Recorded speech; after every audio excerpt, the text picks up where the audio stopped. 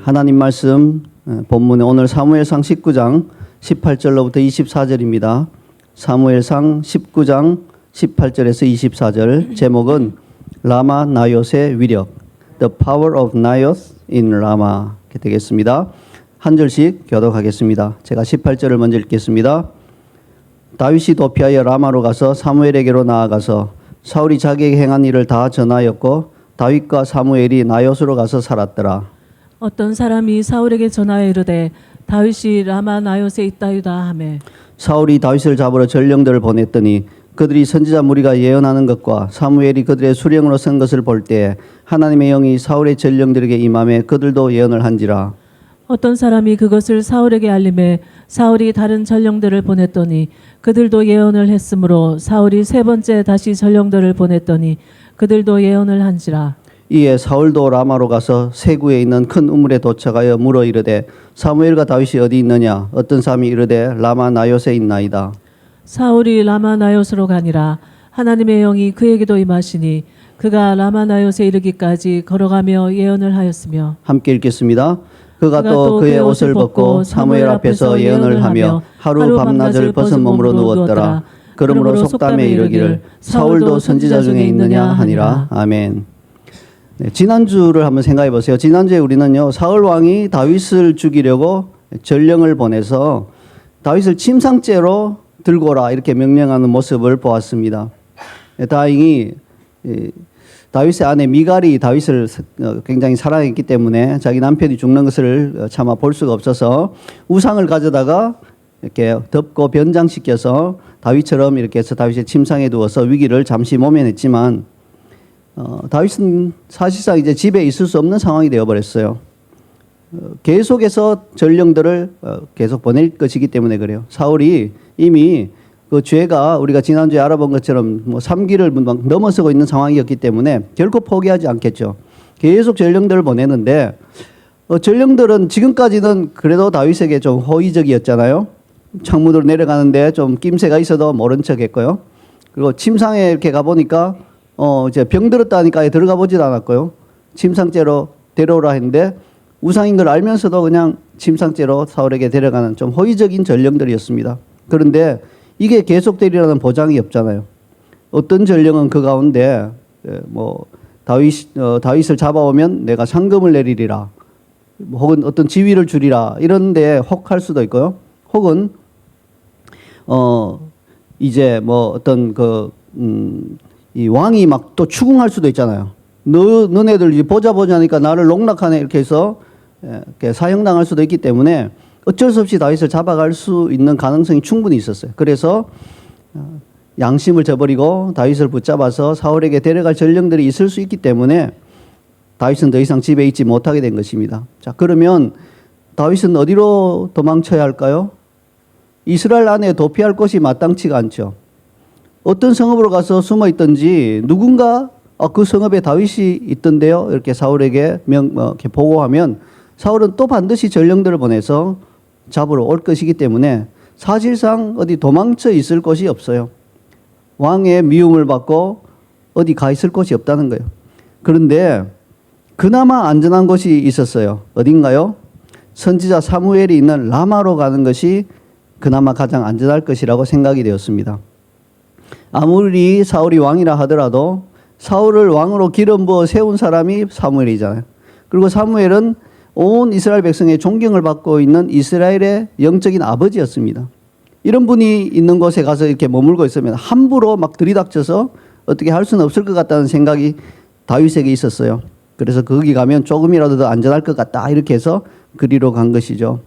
그래서 다윗은 사무엘이 있는 라마라고 하는 지방으로 가서 자기에게 사울이 행한 일을 다 말해 주었습니다. 사울이 나를 이렇게 죽이려고 하고 단창을 막 던지고 이렇게 했습니다.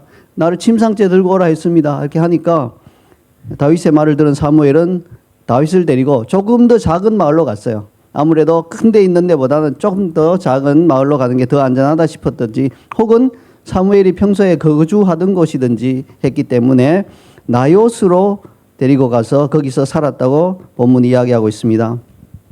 나요스는 라마라는 지역에 있는 작은 성읍이에요.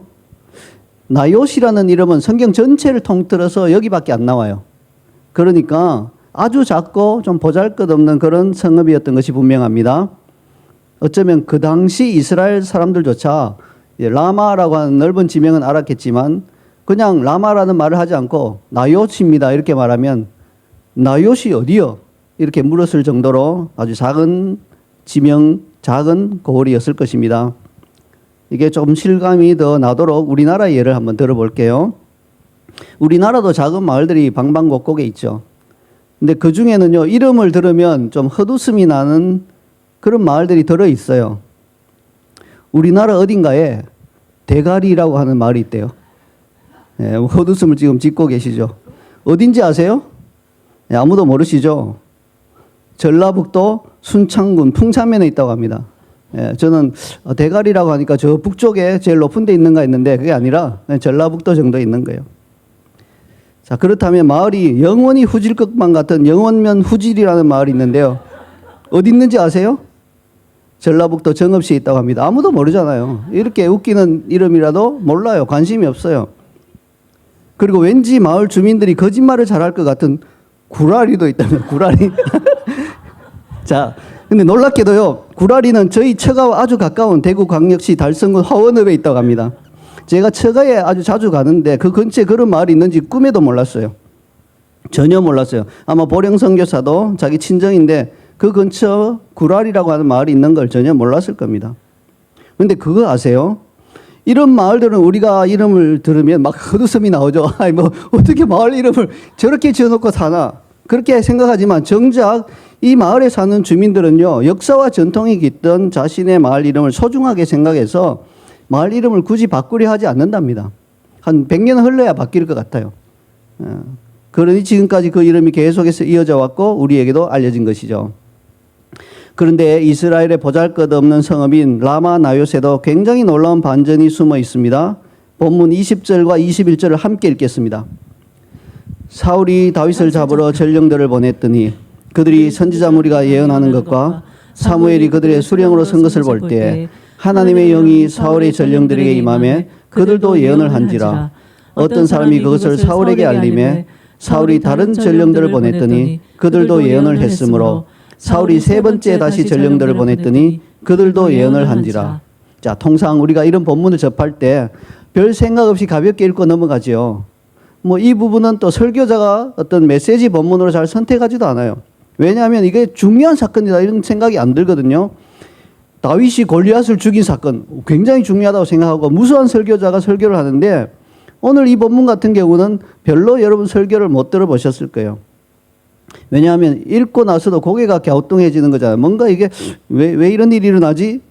그래서 그 안에 담긴 의미를 깊이 생각해 보지 않습니다. 어쩌다가 일어난 어떤 일종의 해프닝으로 치부하고 그냥 적당히 넘어가는 경향이 있습니다.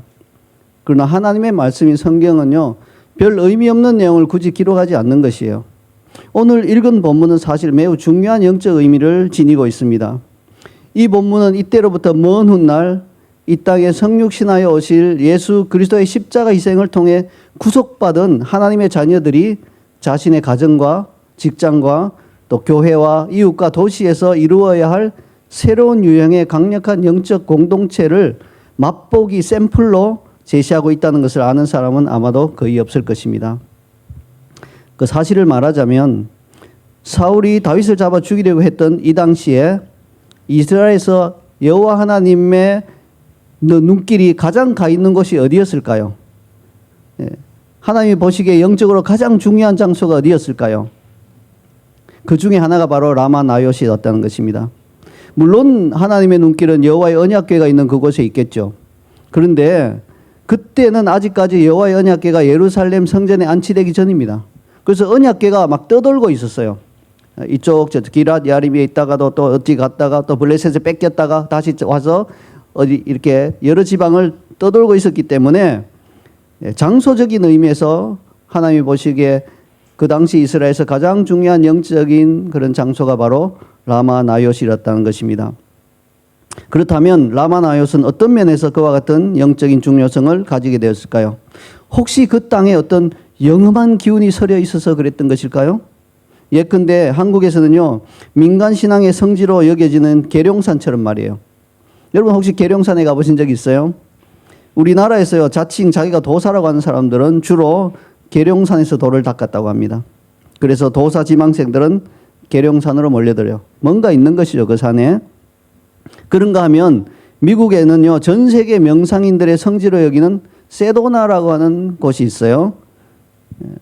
저희 가족이 코로나 직전에 미국 애리조나주 피닉스 근처에 있는 이 세도나를 통과해서 여행한 적이 있어요.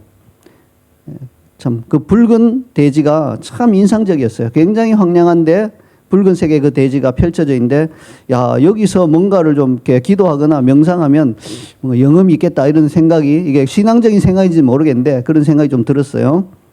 우연인지는 몰라도 그 근처에는 또 수도원도 많이 있다고 들었습니다.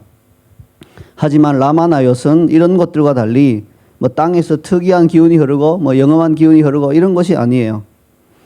왜 라마나요스인가? 계룡산이나 세도나와 달리 라마나요스는 그냥 평범한 라마에 있는 작은 거울이에요. 그런데 이게 이제 중요한, 영적으로 중요한 의미를 지니게 된 이유는 다른 데 있지 않아요. 사무엘이, 하나님의 사람 사무엘이 라마가 자기 고향이잖아요. 라마다임 소빔이었잖아요. 라마가 자기 고향이다 보니까 그 고향 근처에 있는 작은 마을에서 선지자들을 모아놓고 공동체 생활을 했기 때문에 그것으로 인해서 이제 라마나요시 영적인 중요성을 가지게 된 것이죠. 이 사실로부터 우리가 알 수 있는 건 뭡니까? 진정한 하나님의 사람인 영적 지도자를 중심으로 하나님을 참되게 예배하는 공동체에는요, 성령님의 강력한 역사가 일어난다는 것입니다. 그리고 그 역사가 얼마나 강력한지 그냥 별 생각 없이 공무를 수행하러 온 외부의 방문자들, 다시 말해서 다윗을 잡으려고 사울이 보낸 전령들조차 성령의 역사에 그냥 확 사로잡혀서 자신의 의지와 상관없이 막 예언을 하고 있었던 거예요. 그려져 있어요. 여러분, 골리앗을 죽인 다윗과 같은 용사를 잡기 위해서 보냄받은 전령들이니 얼마나 용맹하고 억센 군인 같은 자들이었을지 짐작이 갑니까? 또 굉장히 어려운 임무를 띠고 지금 와 있잖아요. 군기가 바짝 들어있겠죠. 막 정신이 바짝 들어있겠죠. 이런 사람들이 막 무장 해제돼서 막 예언을 하고 있어요. 이 상상이 안 가는 일이잖아요.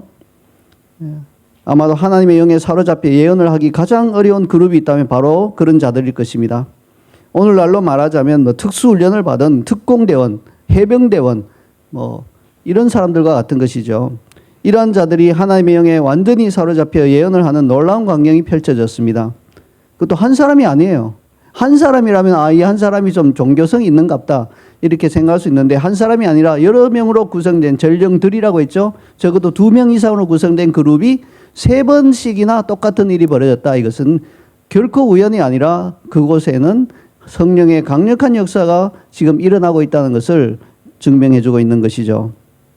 자, 그렇다면 이게 과거에 뭐 일회성 사건이면 우리가 그렇게 관심을 가질 필요가 없잖아요. 그런 일이 있었다더라 이렇게 하고 끝나는데, 이 사건을 오늘날 성령께서 강력하게 역사하시는 그리스도인의 영적 공동체에 대입한다면 어떤 의미를 지닐지를 우리가 생각해 봐야 됩니다. 근데 안타깝지만 솔직히 말하면 그런 공동체를 우리 주변에서 도무지 우리는 본 적이 없어요. 그래서 우리는 라마나요스의 위력을 실감하지 못합니다. 만약 그런 공동체가 있다면요, 그 공동체를 방문한 사람들은 라마나요스를 방문한 전령들처럼 하나님의 영에 사로잡혀 그들이 예언한 것처럼 강력한 성령의 역사를 경험하게 될 것입니다. 오늘날 그와 같은 공동체가 실제로 존재한다면 그곳에서 일어나는 성령의 역사는 다음과 같은 주요한 4가지 형태를 띨 것입니다. 첫 번째, 예수 그리스도를 주와 구주로 믿고 고백하는 회심이 일어납니다. 이것이 가장 기본적인 성령의 역사입니다. 사무엘이 라마나요스의 공동체를 이끌고 있을 때는 뭐 아시다시피 아직 예수 그리스도께서 이 땅에 성육신 하시기 전의 일이죠. 그래서 대표적으로 그냥 예언이라는 형태로 성령의 역사가 나타났지만, 예수 그리스도께서 십자가에서 죽으시고 부활하시고 승천하신 그 이후인 오늘날은 예수님을 주와 구주로 믿고 고백하는 회심이 그러한 공동체의 가장 중요한 성령의 역사가 될 것입니다. 말하자면 믿지 않는 분들이 그 공동체에 들어오면 그냥 무릎을 꿇고 눈물을 흘리고 주님이 나를 위해 십자가에서 죽어주셨다는 게 믿어지고 주님을 주와 구주로 고백하는 이런 역사가 일어날 것이라는 거죠. 물론 우리에게 그 같은 공동체가 없다 하더라도 우리는요, 일반적인 삶의 현장에서 뭐 만나는 모든 믿지 않는 분들에게 부지런히 예수님의 복음을 전해야 되겠죠. 하지만 이런 공동체가 있을 경우에는요, 전도가 훨씬 더 쉬워지는 것이에요. 마음이 돌처럼 단단한 사람도 이 공동체에 영향이 미치는 그 영향권 안으로 들어오면 갑자기 마음이 부드러워지는 것입니다. 생각보다 훨씬 더 쉽게 마음 문을 열고 예수님을 영접할 수 있습니다. 때로는요, 그 모습을 보고 이 사람이 저럴 사람이 아닌데? 라는 의문이 들 정도로 오랜 세월 동안 예수님을 반대해 오던 그런 사람들이 갑자기 마음 문을 열고 예수님을 영접하는 일도 생겨나는 것입니다. 이런 일들이 바로 라마 나욥과 같은 공동체의 위력입니다. 오늘 본문을 보시면 다윗을 찾아 죽이기 위해 라마를 직접 방문한 사울이 나요스에 도착하기 전부터 성령의 능력에 사로잡혀 나요스에 이르기까지 걸어가며 예언을 했다고 합니다. 네, 이 라마 나요스의 위력이 얼마나 세했던지요, 라마 전체까지도 이렇게 미쳤다는 거예요. 거기에서 드려지는 예배와 이런 공동체의 위력이 얼마나 강하냐에 따라서 얼마나 많은 넓은 범위로 세력을 미칠 수 있는지가 결정이 되는데, 나요스라는 작은 마을에 국한하지 않고 그 라마라고 하는 지역 전체까지도, 세구라고 하는 그 우물이죠, 그곳까지도 미쳤다는 것입니다. 나요스에 도착해서는 사울은요, 다윗을 잡아서 죽이고자 하는 마음은 온데간데 없어지고 사무엘 앞에서 예언을 하면서 하루 밤낮을 벗은 몸으로 누워 있었습니다. 예, 왕이 벗은 몸으로 누워 있었다는 것은 그의 채통을 완전히 버렸다는 것이죠. 오죽하면 이 뜻밖의 모습을 본 사람들이 너무 놀라서 사울도 선지자 중에 있었느냐? 이렇게 속담까지 지어내서 후세에 전했겠습니까? 여러분, 이것이 바로 우리 자이언 CC가 궁극적으로 지향하는 바입니다. 우리 교회도 교회를 방문하는 모든 믿지 않는 분들이 성령의 능력으로 이와 같이 극적인 회심의 역사가 일어나는 현대판 라마 나요시 되기를 간절히 소원합니다. 자, 그런가 하면 둘째로 성령의 능력이 강력하게 역사하는 공동체에서는요, 몸과 마음에 있는 병과 상처에 대한 치유가 일어납니다. 우리는 흔히 기독교에서 치유 혹은 치유사역이라고 하면 두 가지 방식을 떠올리죠. 개인이 자기 집에서 치유를 위해서 간절히 기도할 때 치유가 임할 수 있습니다. 또 하나는 치유 집회에 가서 기도하거나 이렇게 기도를 받을 때 개인이 치유를 경험할 수도 있습니다. 그런데 우리에게는 잘 알려져 있지 않지만 이 두 가지 방식에 못지않은, 어쩌면 그보다 더 강력한 치유의 역사가 일어나는 방식이 있습니다. 그것은 바로 성령의 능력이 강하게 역사하는 공동체에서 일어나는 치유의 역사입니다. 이 경우 공동체에 속하거나 공동체를 방문하여 치유를 받는 사람은요, 의식적으로 치유를 위해 뭐 기도하지도 않았어요. 예, 또 기도 받지도 않았어요. 근데 그 공동체에 와서 머물면서 이렇게 있었는데 나중에 보니까 내가 불편하던 여기가 나 괜찮네? 이렇게 치유가 일어난 것을 뒤늦게 발견하는 경우가 많습니다. 어째서 이런 일이 가능할까요? 그 이유는 성령님께서는 본질적으로 치유하시는 영이시기 때문에 그렇습니다. 그래서 성령의 능력이 강하게 역사하는 그런 공간에서는 별도로 치유를 강구하지 않아도 치유가 일어나는 경우가 종종 있습니다. 그래서 사실 치유 집회도, 이렇게 강력하게 역사되는 치유 집회도 그런 일이 가끔씩 일어나요. 그리고 굉장히 강력하게 예배가 드려지는 곳에서도 사람들이 그냥 가만히 앉아있다 예배 드리다가 치유받는 역사가 오늘날에도 일어나요. 근데 이 공동체로 하나님께 예배 드려지는 이런 곳에는요, 그러한 일들이 더 자주 더 쉽게 일어난다는 것입니다. 셋째로 성령의 능력이 강력하게 역사하는 공동체에서는요, 축사가 일어납니다. 축사란 사람 속에서 활동하는 악한 영이 쫓겨나는 것을 의미합니다. 우리는 축사에 대해서도 축사를 하려면 특별한 축사 기도를 통해서 악령이 쫓겨난다는 걸 알고 있죠. 예, 그래서 막 기도하면서, 그죠? 뭐 이름도 물어보고, 뭐 왜 들어왔냐 이런 것도 물어볼 수도 있고, 뭐 이렇게 해서 쫓아내는 이런 것을 우리가 흔히 알고 있는데요.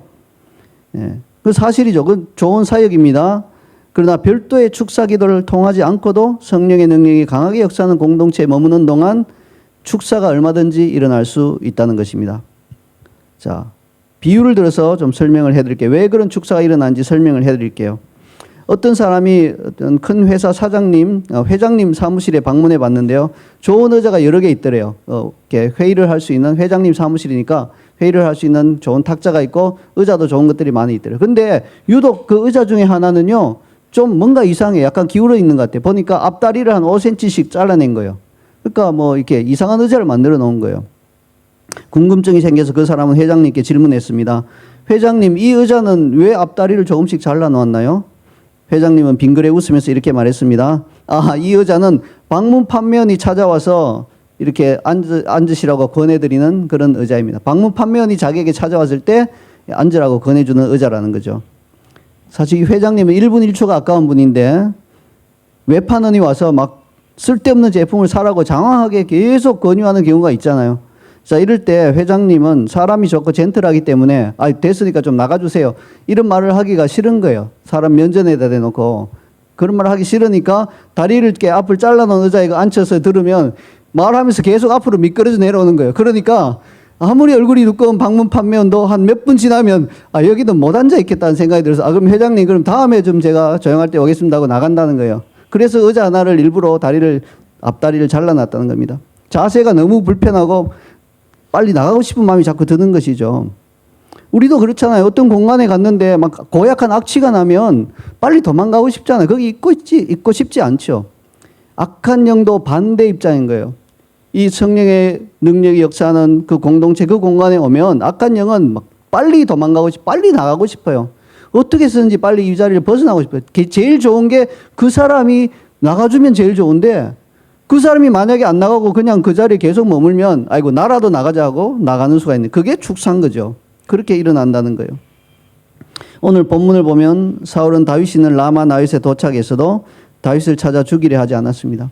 여러분 사울이 언제 다윗을 죽이려고 했나요? 성경을 보면 몇 번 설명이 나오는데요. 악한 영이 그에게 임할 때, 악한 영이 그에게 강력하게 역사할 때, 이러할 때 다윗을 죽이고자 마음이 확 솟아올라서 창을 던졌죠. 그런데 사울이 사무엘 앞에서 예언을 하면서 하루 꼬박, 낮과 밤 꼬박 벗은 몸으로 누워 있었다는 말은 사울에게 역사하던 악령이 적어도 사울이 라마 나요스에 있는 동안에는 전혀 활동하지 못했다는 것을 의미하고 있어요. 신기하죠? 왕궁에 앉아 있을 때는 다윗이 보이지도 않는데 죽이고 싶은 마음이 자꾸 일어나는데 그 악령의 역사에서 다윗이 눈에 보이는 라마 나요스에 왔을 때는 죽이고 싶은 마음이 전혀 안 일어났어요. 무슨 말입니까? 사울 안에서 역사하던 악령이 활동이 억눌러졌다는 거예요. 악령이 악령 버전으로 하면 막 악취가 진동하는 거예요. 이게 악령 버전으로. 우리는 이게 그리스도의 향기가 진동하는 건데 악령 버전은 악취가 진동하는 장소에서 코를 막고 막 이렇게 있느라고 사울의 마음을 충동해서 다윗을 죽이고자 하는 마음이 안 일어나게 하지를 못한 거예요. 활동이 억제돼 버린 거예요. 만약에요, 우리 가정이지만 이 사울이 라마나요스에 오래 머무르고 마음이 좀 열렸다면 악령이 떠났을 수도 있어요.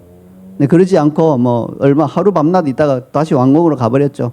왕궁에 오니까 이제 악령은 이거 살 것 같다 이거. 자 다시 한번 시작해 볼까 이렇게 한 거예요. 네, 그래서 사울이 라마나요스에 좀 오래 있지 않았던 게 좀 안타까운 일이죠. 오늘날에도 마찬가지입니다, 여러분. 사울에게 역사하던 그 악령이 이제 활동을 접고 어디로 갔을까요? 아니죠. 오늘날에도 계속해서 그런 악한 영들이 활동하고 있습니다. 시기하는 영, 음란한 영, 도박하는 영, 훔치는 영, 온갖 영들이 계속해서 오늘날에도 활동하고 있어요. 그래서 악한 영에 의해서 괴롭힘을 당하고 있는 분들이 정말 많아요. 특별히 다음 세대 자녀들에게도 그런 현상이 더욱 두드러지는 거죠. 만약에 이런 분들을 위한 라마나요과 같은 공동체가 이 땅에 세워진다면 이런 분들에게는 그곳이 한동안 머물며 실제적인 축사가 일어나는 좋은 장소가 될 수 있습니다. 우리 자이언 CC가 이런 귀한 일을 위해서도 헌신할 수 있게 되기를 소원합니다. 넷째로 성령의 능력이 강력하게 역사하는 공동체에서는요, 영적인 회복이 일어납니다. 영적 회복이 필요한 사람들은 누구일까요? 누구 같습니까? 영적 회복이 필요한 사람. 서로 쳐다보세요. 바로 그 사람이 영적 회복이 필요한 사람이고요. 그리고 나가 바로 영적 회복이 필요한 사람이에요. 여러분, 우리 삼위 하나님과 긴밀한 친밀한 연합 안에서 건강하게 성장하고 있는 그리스도인이 아니라면 누구나 영적 회복이 필요해요. 그러므로 사실상 거의 모든 그리스도인들이 정도의 차이는 있지만 영적인 회복이 필요하다고 하겠습니다. 자, 그런데 이들 중에는요, 스스로 회복할 수 없는 분들이 있어요. 우리 육체 질병도 그렇잖아요. 내가 몸이 좀 안 좋은데 이제 오늘부터 나가서 좀 이렇게 운동장에 가서 좀 뛰어야 되겠다. 혹은 음식을 좀 줄여야 되겠다 해서 스스로 건강을 회복할 수 있는 분이 있는 반면에 스스로는 회복이 안 되는 분이 있죠. 스스로 회복이 안 되는 분들은 도움을 받아야 됩니다.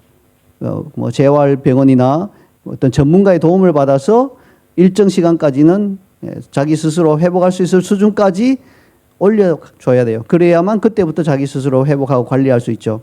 바로 그런 원리인 것입니다. 이 라마나요스는 영적인 회복을 돕는데요. 정말 자기 혼자 힘으로는 절대로 회복할 수 없는 그러한 그리스도인들, 신앙생활 하다가 다운되고 신앙생활 하다가 교회를 떠나고 시험 받고 여러 가지 이유로 영적인 회복이 필요한 분들이 스스로는 안 될 때 그곳에 와서 머물면서 회복받는 그러한 공간이 되는 것입니다. 이러한 공간을 우리가 정말 이 땅 가운데 둘 수 있다면 얼마나 축복된 일이겠습니까? 이 네 가지 놀라운 사역들, 그죠? 치유의 사역들, 회심의 사역, 치유의 사역, 그리고 축사의 사역, 영적 회복의 사역들이 일어나는 그 공간이 이 땅에 실제로 존재한다면 얼마나 놀라운 일이 되겠습니까? 우리 자이언 CC가 바로 궁극적으로 지향하는 목표가 이 점인 것을 꼭 기억하시고 기도해 주시기 바랍니다.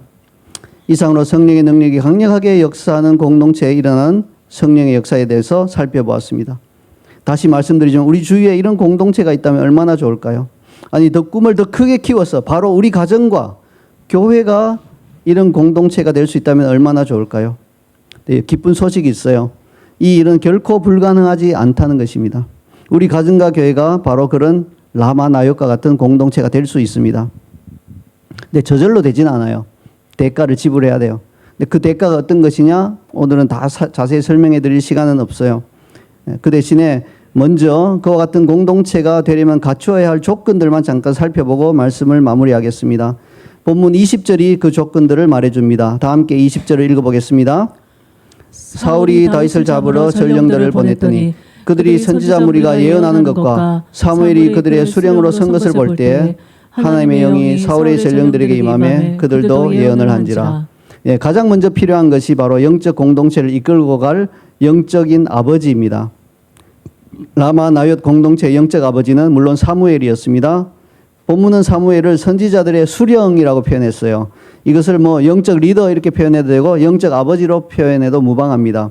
어떻게 표현을 하든 공동체를 한 마음 한 뜻으로 연합하게 하여서 하나님께서 기뻐하시는 그 방향으로 인도하는 영적 아버지가 반드시 필요합니다. 예수님은 복음서에서 내가 목자를 치리니 양들이 흩어지리라 라고 하는 스가랴 선지자의 예언을 인용하셨습니다. 목자가 없으면 양들은 흩어지게 되어 있어요. 그러므로 라마나얏과 같은 공동체는 목자의 역할을 하는 영적 아버지가 있어야 합니다. 자, 그 다음으로 필요한 것이 공동체를 이루는 무리들입니다. 그 숫자는 뭐 크든 작든 상관없어요. 단 그 무리들은 모두 한 마음 한 뜻으로 공동체를 위해서 헌신되어 있어야 합니다. 오늘 본문의 라마나얏에는 선지자 무리가 나오죠. 성경은 그들의 숫자를 말하고 있지 않습니다.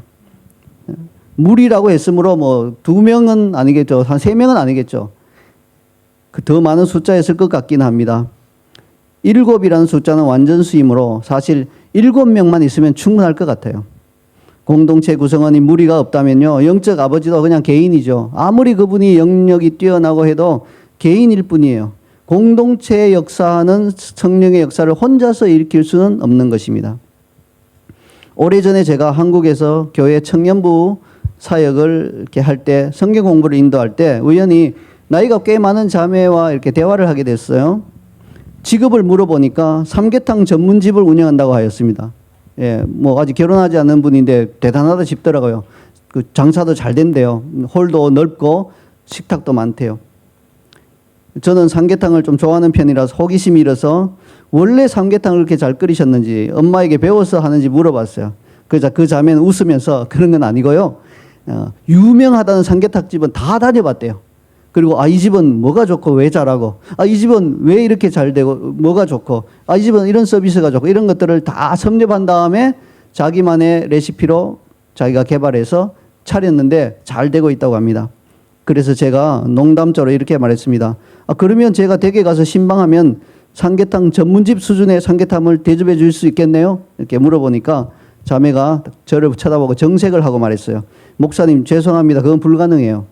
삼계탕 전문집 수준의 삼계탕을 대접하려면 닭 수십 마리를 한 솥에 넣고 한꺼번에 삼계탕을 끓여내야 합니다.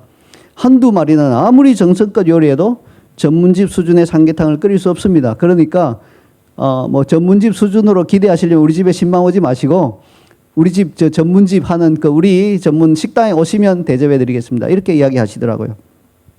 이것이 바로 공동체 위력입니다. 한두 사람이 결코 끌어내릴 수 없는 하늘 영역의 능력을 공동체는 이 땅에 임하게 할 수 있습니다. 그런 의미에서 저는 여러분 한 사람 한 사람을 얼마나 귀한지 모르겠습니다. 여러분 보는데요. 한 명, 한 분 한 분이 참 귀한 분인 것입니다. 저 혼자 할 수 없는 이 꿈을 여러분과 함께 꾸며 이루어 나갈 수 있기 때문에 여러분 너무나 귀한 분들입니다. 여러분 한 사람 한 사람은 장차 라마 나얏을 이 땅에 드러낼 자이언 시시라는 영적 공동체의 귀중한 지체이기 때문입니다. 마지막으로 필요한 것이 뭘까요? 영적 아버지가 필요하고 그리고 무리들이 필요하고 한 마음으로 따르는 무리들이 필요하고 마지막으로 필요한 것이 하나님께 드려지는 끊임없는 예배입니다. 본문 20절은 선지자 무리가 예언하고 있었다고 말씀합니다. 예언하고 있었다는 것은 오늘날 표현으로 하자면 예배하고 있었다는 것입니다. 영적 아버지와 무리가 영적 공동체를 위한 하드웨어라고 한다면 예배는 소프트웨어입니다. 컴퓨터가 제대로 작동하기 위해서는 하드웨어, 소프트웨어 모두가 있어야죠. 하드웨어가 없으면 소프트웨어는 무용지물이죠. 하드웨어도 없는데 어떻게 소프트웨어가 있겠습니까? 영적 아버지와 무리들이 없는데 어떻게 예배가 드려지겠습니까? 반대로 마찬가지죠. 예. 예배를 드려야만 그 장소가 강력하게 성령의 역사는 그런 장소가 되는 것입니다. 그러므로 라마 나얏과 같은 영적 공동체의 능력은 바로 끊임없이 하나님께 드려지는 천상의 예배로부터 흘러나오는 능력이라고 할 수 있습니다. 이제 말씀의 결론을 맺겠습니다. 우리 교회는요, 예배를 마치는 찬송으로 시온의 영광이 빛나는 아침을 부르죠. 근데 좀 이상하게 생각해 본 적 없어요? 다른 교회는 내가 뭔가를 하리라 하는 어떤 결단의 찬송을 하잖아요.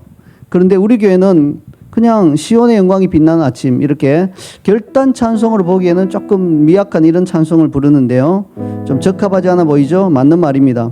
그러나 우리가 뭔가를 결단한 것보다는 하나님께서 우리 교회에 우리 공동체를 라마 나얏의 원형이라고 할 수 있는 시온으로 빚어주시기를 간절히 소망하는 마음으로 이 찬송을 올려드리는 것입니다. 시온의 영광이 빛난다는 것은 무슨 뜻일까요?